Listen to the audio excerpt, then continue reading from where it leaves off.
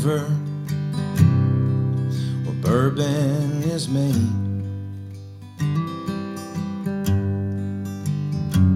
Well, I walked roads with Grandpa and broke beans with Grandma till 8.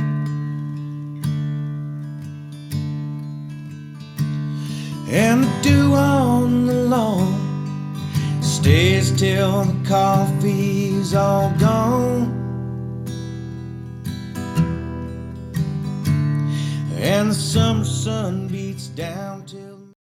Guys, I got another boat going out here today. This is a 1750 hunt deck with the hybrid rake in the front.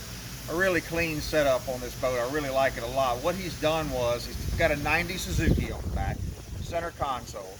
And it's very difficult to set up a center console boat and be able to duck hunt a lot of people out of it, because the console takes up the room of a hunter. But the way, and a lot of times when you do a console, guys will put a back deck in the boat, and I recommend that on most setups, unless you're trying to accomplish what this guy was trying to accomplish. If you have a back deck in the boat, that takes up a lot of room to duck hunt as well. So he made just a bench that's removable. So this boat section from here to here, this whole deck removes and comes out when he's not fishing, and you can leave that at home. And that leaves this floor, so there's a seat base here. You can come up with the camera and see there's a seat base right here to sit in. He can also use that to drive.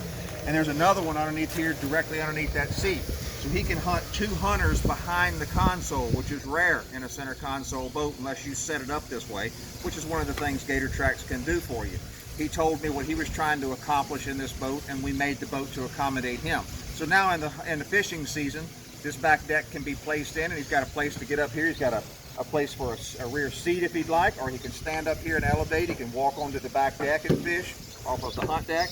There's got plenty of walk around space on the back deck, but when that floor space becomes a premium during duck season and he needs openness, he can remove this back deck. He can also remove the front extended deck. Same exact scenario up here.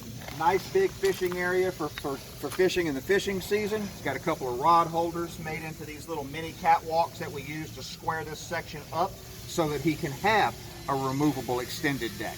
So in the duck season, this deck comes out, the rear deck comes out. He's got 2 seat bases, one here and one there, and in the front of the console and 2 behind the console. He can comfortably spread out and hunt 4 people in a 1750 hunt deck, even though he's got a center console. So that's important to remember, the way you set your boat up. Some of the things that you may want, like if you go to a larger boat that has a 150 or a 200, the gas tank becomes a problem. Where are we going to put this massive gas tank, which is why most guys have a permanent rear deck. But if you keep that motor small, where we can do a 12-gallon gas tank or so with a 90, a 70, even a 115, you can get away with that. You can make those decks removable if this is your 12-month out of the year boat that you're going to do everything out of. It just takes a little forethought into how we design it and how we set it up.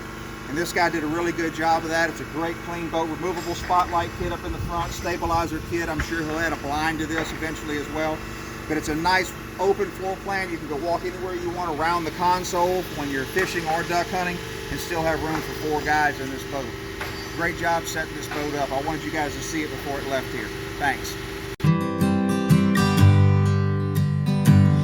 Well, a honeysuckle vine grows and the fireflies, they shine at night.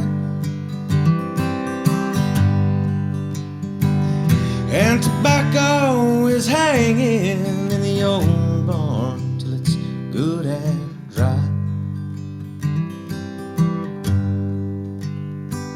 Well, there's still not a time, still not a place, that when the bluegrass grew